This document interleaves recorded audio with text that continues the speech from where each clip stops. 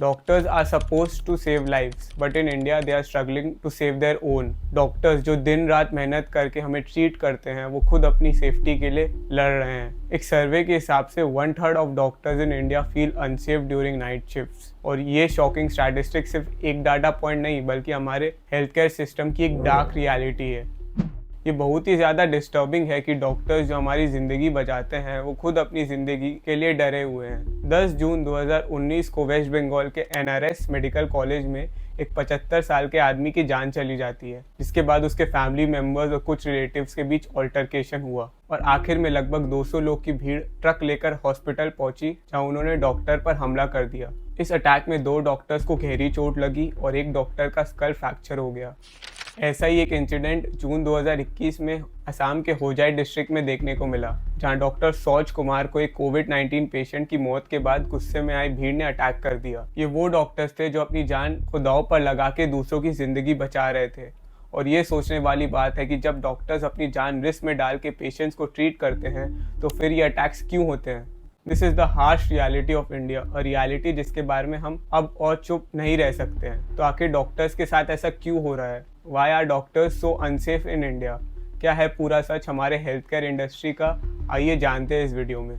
एक रिसर्च कहता है कि कर्नाटका के टेरिटरी केयर हॉस्पिटल में करीब 48% डॉक्टर्स ने अपनी करियर के दौरान वायलेंस फेस किया। दिल्ली के एक हॉस्पिटल में तो 40.8% रेसिडेंट डॉक्टर्स ने पिछले 1 साल में वर्कप्लेस वायलेंस को एक्सपीरियंस किया। और इमरजेंसी डिपार्टमेंट्स में तो ये सबसे ज़्यादा होता है, जहाँ डॉक्टर्स पे इमेंस प्रेशर होता है इमीडिएट केयर प्रोवाइड करने का। बट व्हाट्स मोर अलार्मिंग इसके सिर्फ 44% केसेस ही रिपोर्ट किए जाते हैं, और इमरजेंसी रूम्स तो एक बैटल फील्ड बन जाता है। और ये भी शॉकिंग है कि 70% वायलेंस केसेस पेशेंट्स के रिलेटिव्स द्वारा इनिशिएट किए गए हैं। इमेजिन करो, अपने बेस्ट एफर्ट्स के बावजूद भी डॉक्टर्स को ये सब फेस करना पड़ता है। एक और बड़ी प्रॉब्लम है हॉस्पिटल्स में प्रॉपर सिक्योरिटी का ना होना। हॉस्पिटल का एनवायरनमेंट इतना अनसेफ है कि कोई भी आके बिना किसी वेरिफिकेशन के अंदर जा सकता है। ऐसे में डॉक्टर्स के लिए काम करना कितना रिस्की हो सकता है आप समझ सकते हो।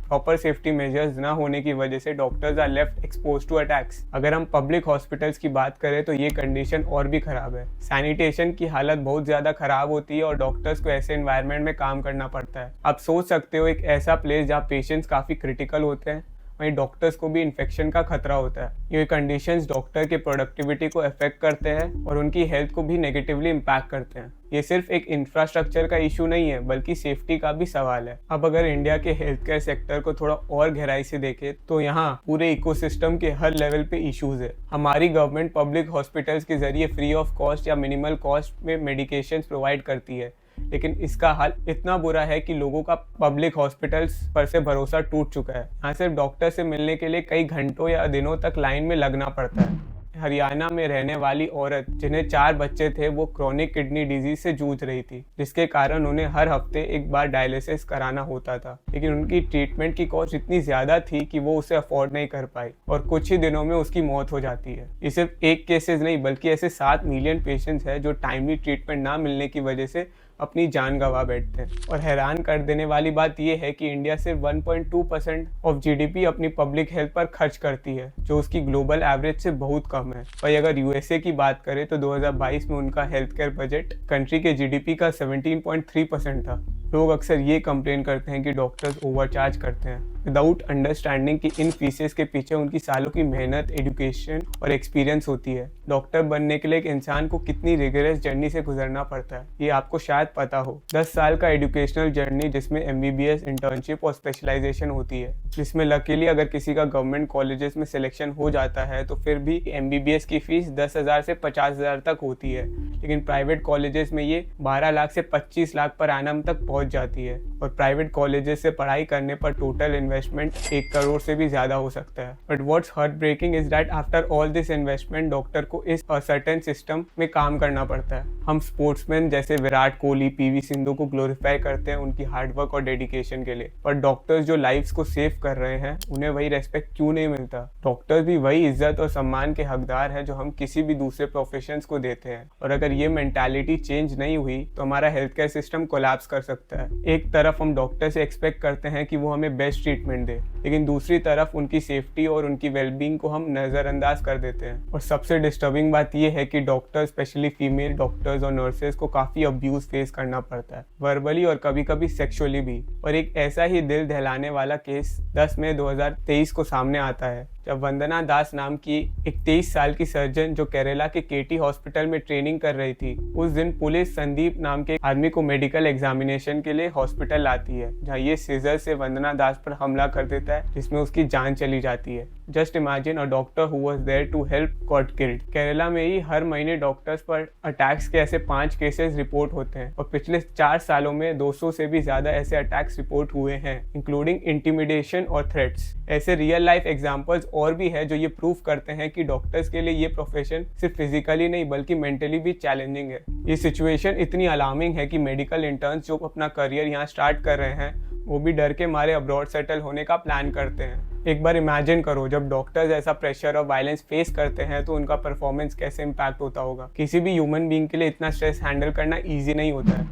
तो आखिर ये सब हो क्यों रहा है? इसके पीछे एक मेजर रीजन है कि पब्लिक हॉस्पिटल्स का ओवरक्राउडेड होना और लैक ऑफ रिसोर्सेज जो पेशेंट्स को फ्रस्ट्रेशन और एंगर की तरफ ले जाता है। दूसरा, डॉक्टर्स की working hours 120 hours per week तक पहुंच जाती है, जिसमें उनके पास इफेक्टिव कम्युनिकेशन के लिए टाइम ही नहीं बचता। इसके अलावा poor socio economic status of patients और ever rising cost of treatment भी एक बड़ा फैक्टर है, जो पेशेंट्स और उनके रिलेटिव्स में ऐसा वायलेंट मेंटालिटी और इंस्टेंट जस्टिस के डिजायर को फ्यूएल करता है। जब तक हम हेल्थ केयर फंडिंग को इंक्रीज नहीं करते, ये प्रॉब्लम सॉल्व नहीं होगी। Most hospital, specially public ones, lack basic security checks. कोई सिक्योरिटी मेजर्स नहीं, कोई प्रोटोकॉल्स नहीं, तो ऐसे में डॉक्टर्स अपने पेशेंट्स का ट्रीटमेंट कैसे करेंगे जब उन्हें खुद अपनी सेफ्टी की चिंता रहेगी। पब्लिक हॉस्पिटल्स में स्टाफ के लिए बेसिक फैसिलिटीज भी मिसिंग है और ये उनके मेंटल हेल्थ और फिजिकल हेल्थ को नेगेटिवली इम्पैक्ट करते हैं। और जब ये सिचुएशन इतनी खराब हो तो डॉक्टर्स का मोटिवेशन कैसे बचेगा? और इस सब के बीच क्या हम एक्सपेक्ट करते हैं कि डॉक्टर्स अपना बेस्ट एफर्ट दे पाएंगे? ये एक बहुत बड़ा सवाल आता है। इस सिस्टम इतना ब्रोकन है कि डॉक्टर्स भी हेल्पलेस फील करते हैं, और जब मीडिया भी डॉक्टर्स को नेगेटिवली पोर्ट्रेट करती है तो ये सिचुएशन और ज़्यादा वर्स हो जाती है। जब तक हम इन रूट कॉजेज को एड्रेस नहीं करेंगे तब तक डॉक्टर्स के साथ ऐसा ही हमेशा होता रहेगा। बट क्या सिर्फ यही फैक्टर्स रिस्पॉन्सिबल है?